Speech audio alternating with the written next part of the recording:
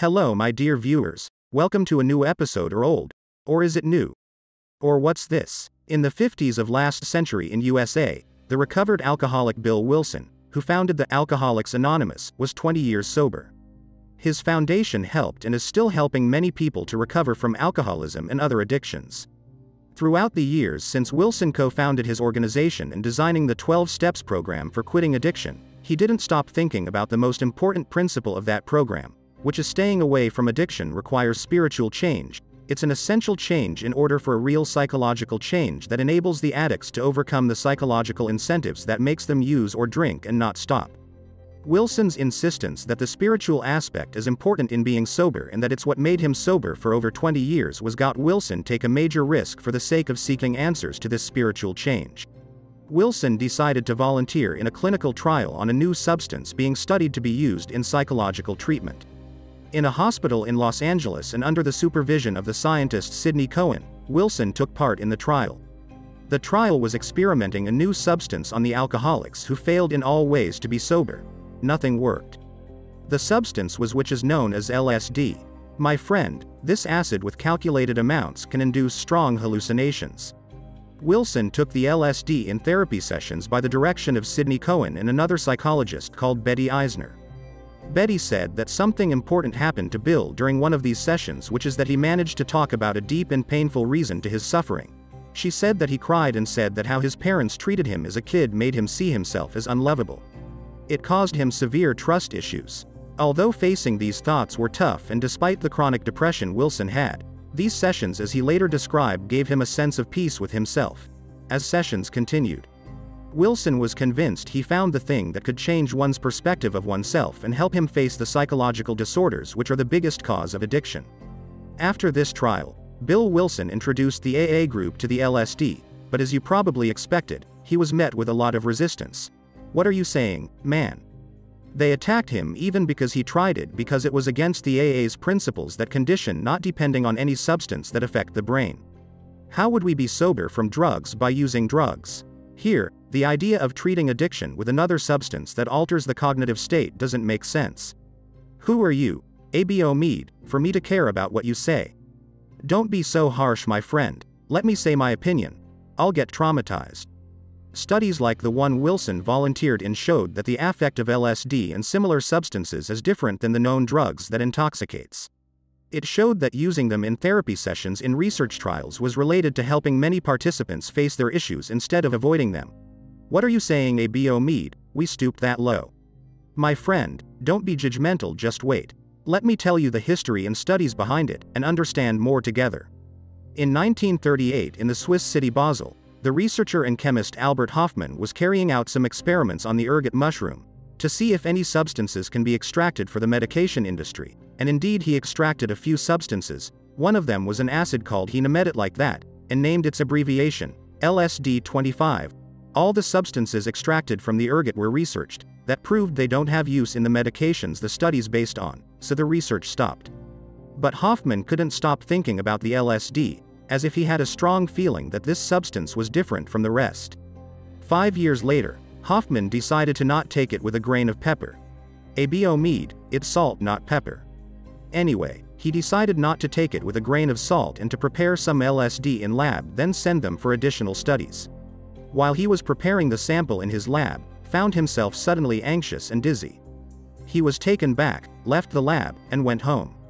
While he was resting at home and closing his eyes, he went into a state combining sleep and wakefulness. He saw shapes that he described as exquisite and bright colors jumping around. He stayed in that sat for 2 hours. He didn't understand what could have affected him from the lab, but then he thought the same thing you are now.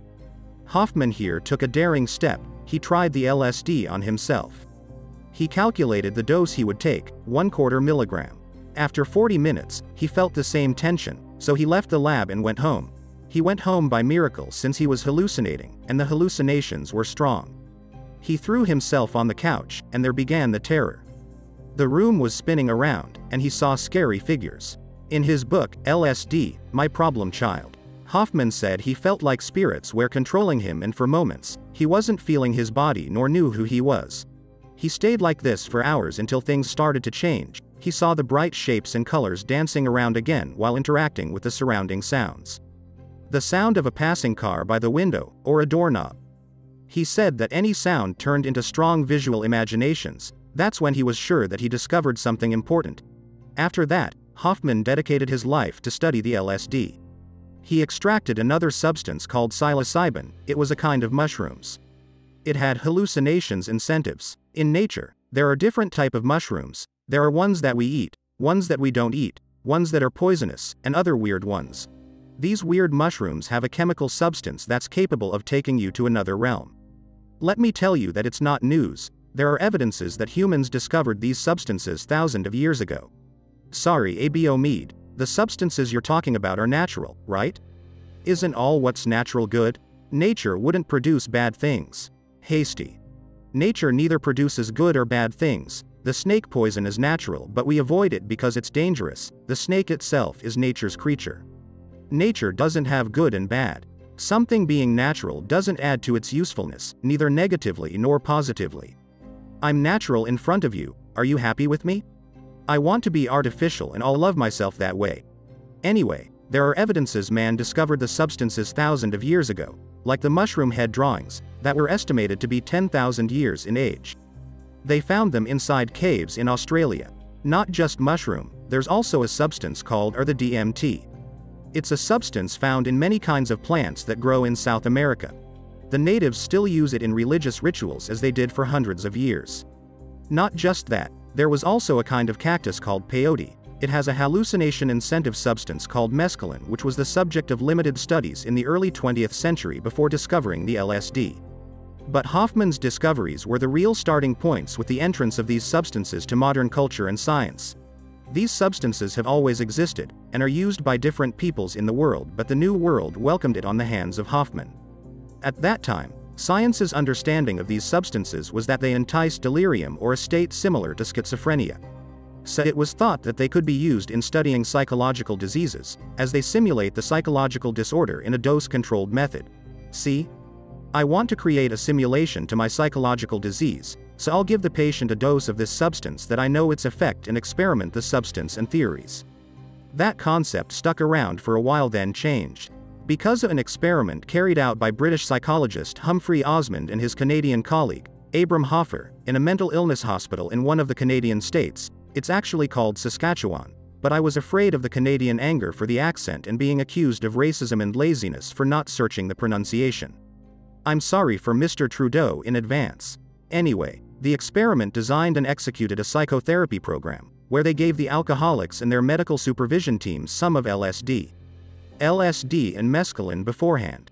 Let me tell you that it was the first ever registered trial to use psychedelics as a medical treatment substance. Their theory was that when doctors experienced the mental illness themselves, temporarily of course, it would deepen their understanding of the patients and improve communicating with them. When they gave these substances to the alcoholics, it would simulate the worst mental state they could reach with their addiction. Maybe if they saw how their worst state is, it would make them quit. This experiment that continued for 10 years and done on more than 700 addicts, achieved unprecedented results in treating alcoholics. After one dose of LSD, where the treatment focused on discovering the hidden causes, these deep ones, that enticed the addict's need for alcohol, around 45% of these addicts quit drinking. By their last checkup session a year after, they were still sober. Behold the number, 45%. Osmond and Hoffer treated around 2,000 alcoholics with this program. Let me tell you, that this wasn't the only surprise. The sober addicts didn't describe their experience with LSD as schizophrenia-like, but they said while analyzing the experiment, with doctors' help, that it was a profound experiment even if a part of it was scary. One of the participants told the doctor he saw his body torn apart, and there was a battle between beauty and ugliness in his stomach, but the turning point in the experiment was when this patient managed to end this battle and discover the beauty hidden beneath the ugliness. When he felt that he could alter himself through the simulation, that's per his words, my friend, his words, he made a huge change in his life. Osmond discovered that these substances don't simulate the mental illness, but it shows different aspects of it, and gave them a new name with a new description. The word psychedelics was inspired by two Greek words, psyche meaning soul, and delic meaning exposure. Studies made on psychedelics at that time were an essential part of discovering that brain chemistry has a direct relation to the mental and cognitive states. And any disturbance in this chemistry is related to mental illnesses. But during the 50s, as much discoveries as there were about psychedelics and their abilities, it was also a period where there were beginnings of politicizing psychedelics, specifically between the American hands. Sorry, ABO Mead, but was it upset about something? Who, my friend? Psychedelics, ABO Mead. In 1953, during the Cold War and in top discretion. No one would hear you like that? It's for the show. The Central Intelligence Agency, CIA, started to carry out experiments on LSD as a part of an operation called MK Ultra. They used to try tactics for mind control. Just like Eleven in Stranger Things. They wanted to see if they could use the LSD in psychological torture and extracting confessions from enemies. Who? ABO Mead. The Soviet, my friend. At that time, the CIA had widely spread the LSD with illegal and immoral ways just to test it. They gave it to people without saying what it was under a fake cape of a science experiment. It kept going, and after several years of experiments, the CIA didn't find a useful usage for the LSD in the intelligence field. It didn't extract confessions nor torture people. We tried something, it didn't work, thank you next. The problem is that, like we said, the CIA released huge amounts of LSD across the country. So the people who heard of it started trying it on their own. In the late 50s, the Harvard psychologist and psychiatrist Timothy Leary ate the wild mushroom that contained psilocybin. In his experiment with this wild mushroom, he described that it taught him about the brain and human soul more than all what he academically learned in 15 years. This man's experiment changed the psychedelics path drastically. Not because of his scientific or intellectual contributions, but because this man turned into a revolutionary icon, an activist in the hippies community. His colleague Richard Alpert and him made a project to study psilocybin and LSD. They brought volunteers and gave them doses, so they would take the psychedelics and fill out forms about it. Let me tell you that these studies weren't in a lab. These studies were in houses, in a festive mood. It's just like, this statistics was by my friends and I.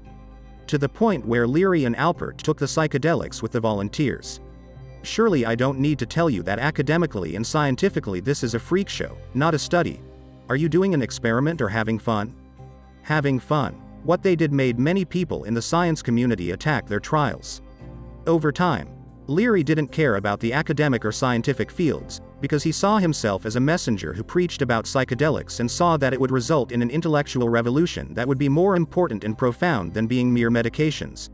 Of course, like you expected, he was fired from Harvard in 1963 due to his work method on psychedelics. But at that time, Leary's popularity was increasing and he took the role of the national leader. His character was famous for his motivational speeches that motivated young people to refuse anything forced on them. And again, his importance wasn't scientific, but we could say it is political. Psychedelics, and specifically LSD, spread like wildfire between young people in USA. It was an essential part of the radicalism counterculture movement that supported protests against the Vietnam War and enlistment in the war. It was a hot period. Despite being in the Cold War.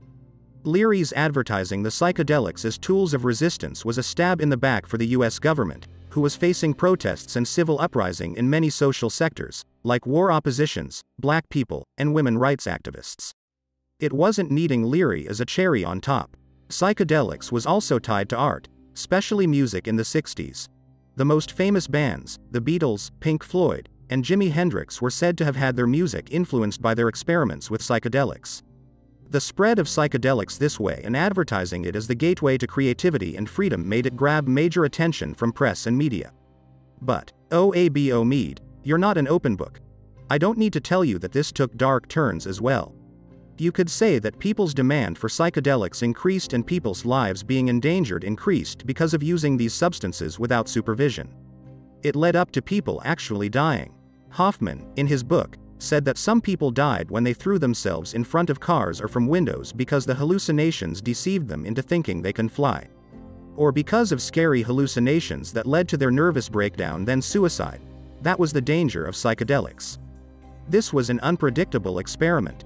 Its very strong effect on the brain was a double-edged weapon. Using it under wrong circumstances, like the recreational usage, could make it a destructive weapon.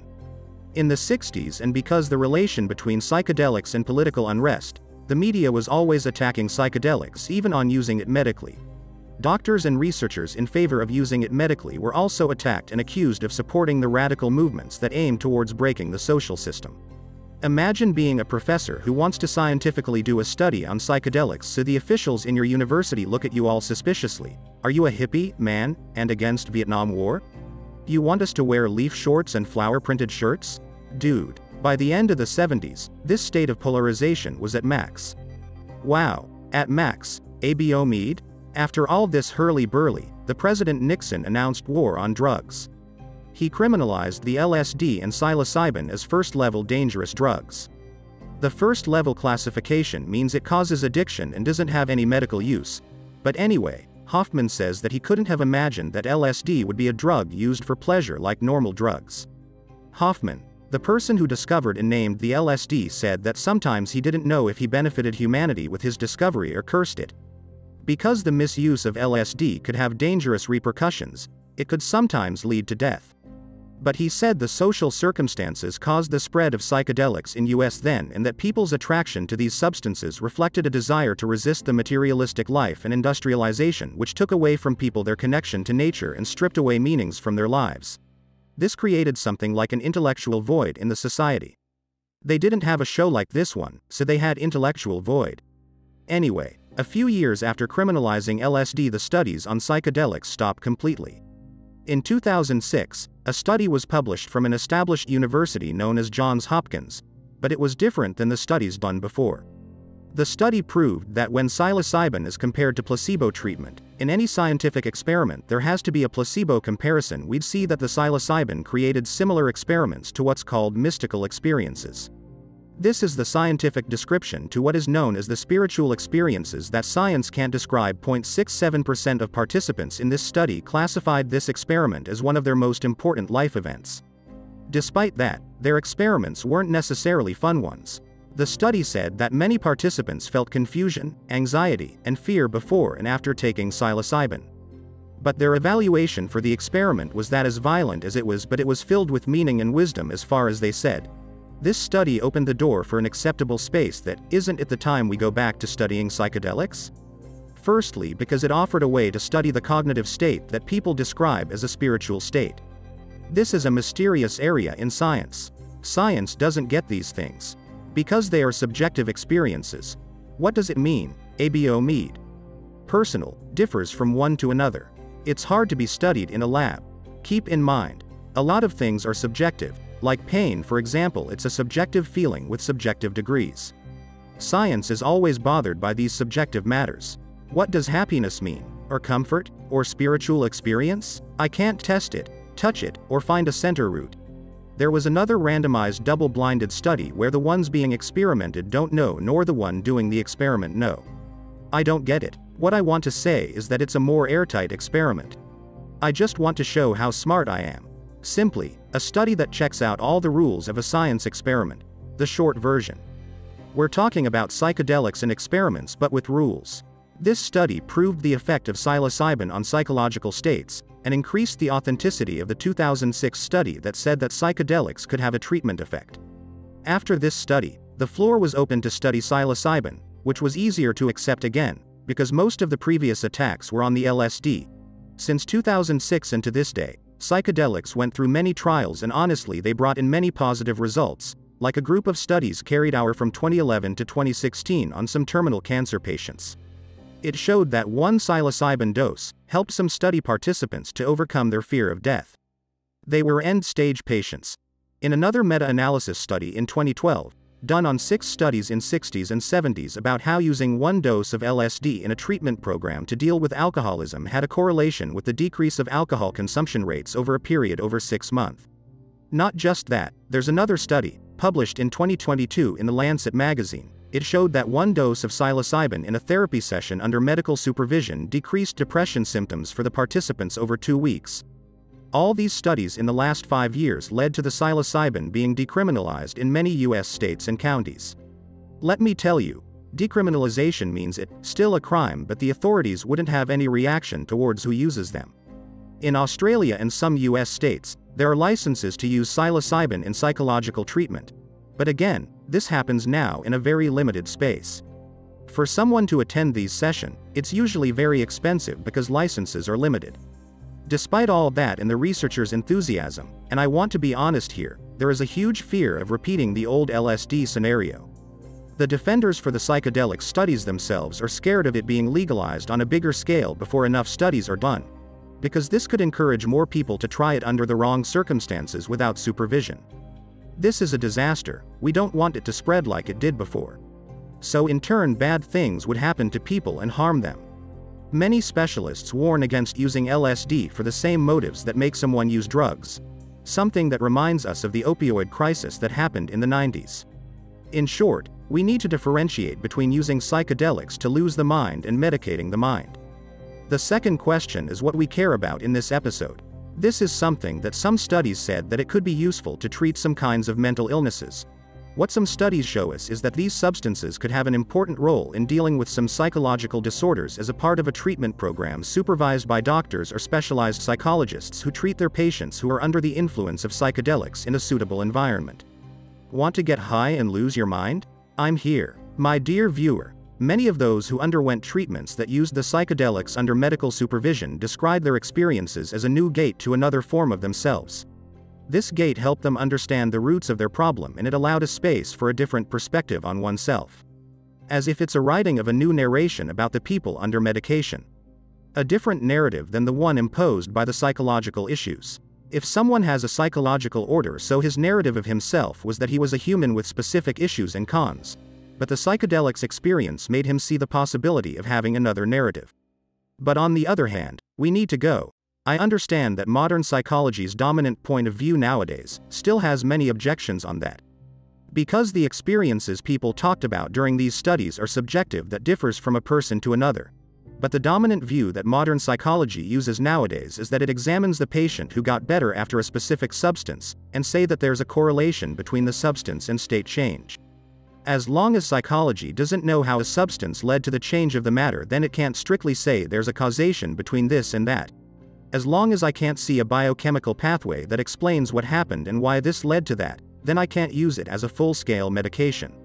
Psychology won't see hallucinations or visions as the thing that led to the person feel better. This is just a secondary result of using the substance, a byproduct. Until now, we can't say that hallucinations fix people. We can't say, with medicine jargon, that it's a mode of action. Again, there's a correlation, but is there causation? We don't know. Till now, there are chemical and neurological explanations. For example, some kinds of psychedelics depend on a type of serotonin receptors and others increase serotonin secretion. That was the suggested reason or method of its treatment ability. One way or another, it works with mechanisms like normal antidepressants, the SSRIs and the SNRIs. This is the chemical reason. One of the famous theories on the subject that we can consider as a neurological reason for psychedelics' effect on the brain, that it decreases activity in the complicated process in the brain, aka which are responsible for complex thinking. Like connecting the events of the past, present, and future. A complex thinking, as well as the ability to form predictions and imagination. You know when you daydream? These ideas come from the default mode network. It's also the place that forms the self-narrative. Your self-narrative and sense of self. It also organizes the signals coming from afar to the brain, for things not to get confused. Like a maestro organizing an orchestra. A traffic officer organizing traffic. It prevents chaos. This area, for people with psychological disorders like depression, usually has very high activity. In the default mode network, the activity is at max. But under the effect of psychedelics, the activity decreases, which created a case of neurological explosion. Neurological signals going in and out. In places in the brain that don't usually communicate, they communicate. By mind. This is what we can say creates sensual hallucinations, colors, shapes, and weird things that we don't see in reality. Research found that this correlation between the decrease of activity of this area under psychedelics and between the improvement of some patients' states. Now the question, how can we scientifically control the neurological activity there to treat with it psychological disorders on a huge scale? That is the current scientific question. Studies and experiments are done on psychedelics based on it. But way differently than what used to happen back in the time. We are now talking about studies for medical use. But till this moment, this very moment that just passed, questions are still more than answers. psychedelics are still one of the important mysteries in medicine industry. There's still a space for back-and-forth studies, research, doubt, and retreat. In short, no one knows for sure yet. One of the biggest hinders that science needs to answer it, before releasing psychedelics, is that why this substance's effect is different from a person to another? Why the same person can have a good experience once and bad another time. Modern medicine is built on a main idea, of repetition and the ability to predict. I'll give a patient a substance that his and others' physical reception has to be at least similar.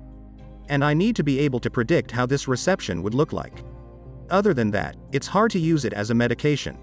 In an article published in Nature, titled, "A group of researchers asked the magazine that the studies published on the magazine's site about psychedelics had to be put under more supervision to fulfill the safety conditions.